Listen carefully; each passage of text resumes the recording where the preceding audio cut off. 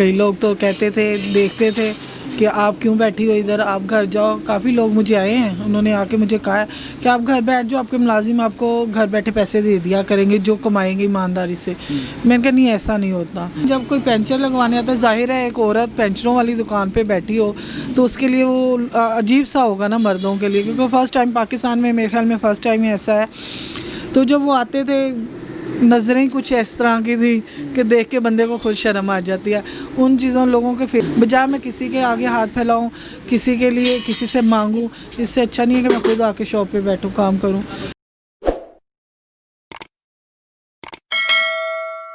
अस्सलाम वालेकुम, आप देख रहे हैं पाकिस्तान टुडे और मैं हूं आपका मेज़बान अनीब ज़हीर। नाज़रीन, आज हम मौजूद हैं मॉडल टाउन के अंदर और मेरे साथ इस टाइम शाज़िया साहिबा मौजूद हैं।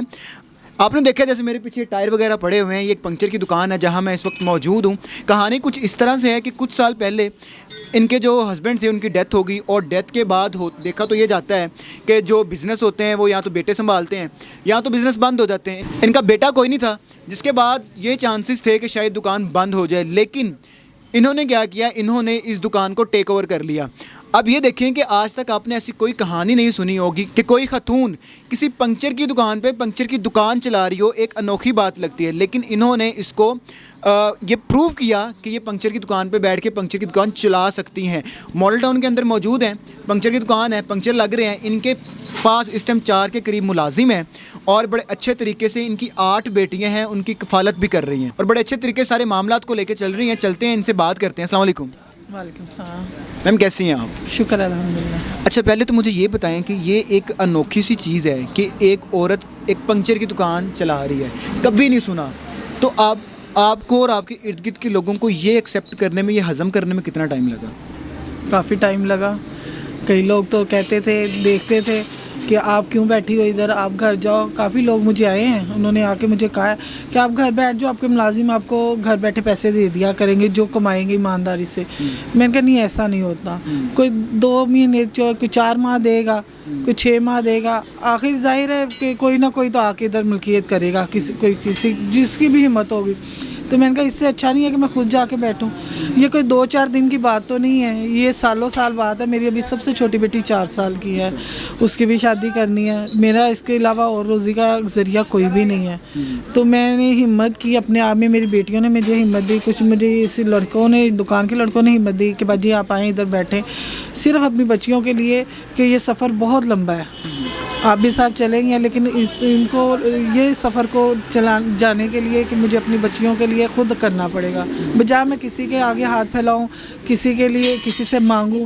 इससे अच्छा नहीं है कि मैं खुद आके शॉप पे बैठूं, काम करूं। तकरीबन 4-5 माह मुझे बहुत मुश्किलात पेश आई, लेकिन उसके बाद अब शुक्र है अल्लाह का कि सब ठीक है। यहाँ के लोगों को भी पता है कि यहाँ एक औरत है, वो दुकान चला रही है।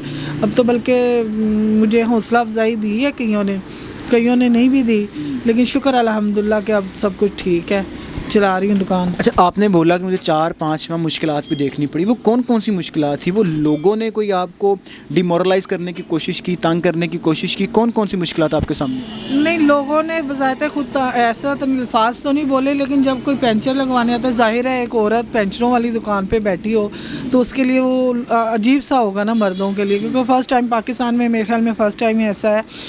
तो जब वो आते थे, नज़रें कुछ इस तरह की थी कि देख के बंदे को खुद शर्म आ जाती है। उन चीज़ों लोगों के फेस को मैंने हैंडल किया, इग्नोर किया। मैंने कहा देखते हैं, कोई देख ही जाए, मुझे किसी की कोई परवाह नहीं। मुझे अपना घर, अपने बच्चे अजीज़ हैं, मैंने उनको लेके आगे चलना है। और मेरे ख्याल में मेरी सबसे छोटी बेटी 4 साल की है, उसको उसकी तालीम, उसकी शादी तक मुझे ये काम करना ही करना है। अच्छा, मुझे बताएं, ख़ानदान के जो लोग होते हैं वो भी ऐसे मामलात के अंदर बड़ा आपको रोकते हैं कि मत करें, आप जाके मार्केट में बैठेंगी, लोग देखेंगे, लोग क्या कहेंगे। एक बड़ा मुहावरा है हमारी जो हमारा एशिया है, इसके अंदर के लोग क्या कहेंगे, ठीक है? तो आपके फैमिली के लोगों ने आपको मना किया, आपके भाइयों ने, किसी ने आपको रोका?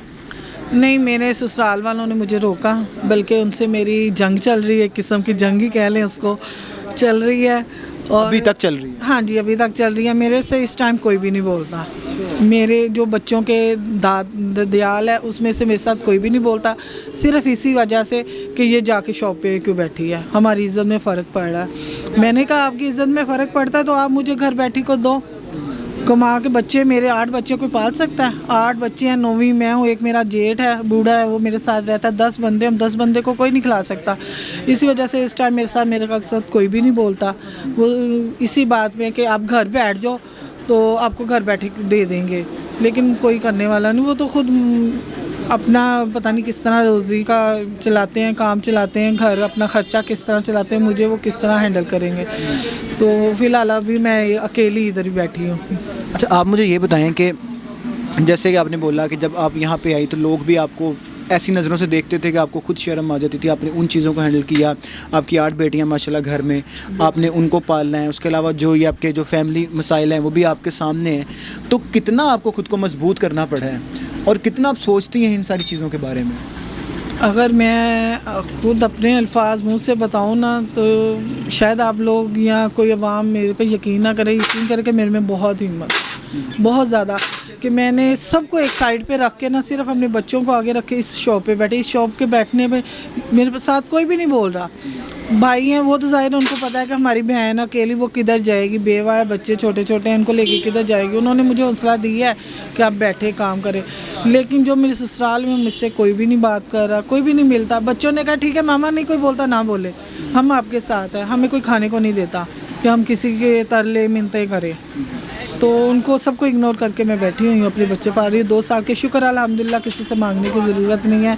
बोले ना बोले कोई, वो उनकी मर्ज़ी है।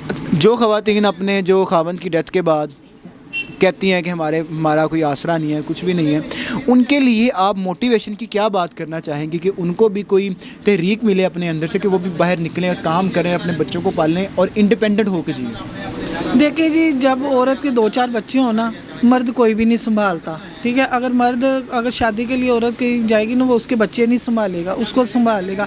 मैं कहती हूँ कि मर्द के पीछे भागने की बजाय अपने आप में हिम्मत पैदा करें, अपना खुद काम करें और लोगों को, मर्दों को दिखाएं कि हम औरतें किसी मर्द से कम नहीं हैं, हम अपने बच्चे खुद पाल सकती हैं, हम आगे खुद बढ़ सकती हैं।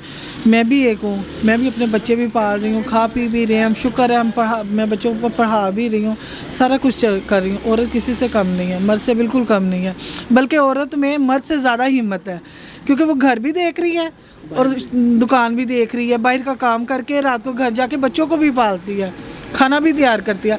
मर्द सिर्फ उठता है, नहाता है, अपना काम पे चला जाता है, वहाँ से फिर घर आता है, अपना बच्चों को देखता है। मर्द में भी है, लेकिन औरत में ज़्यादा हिम्मत है।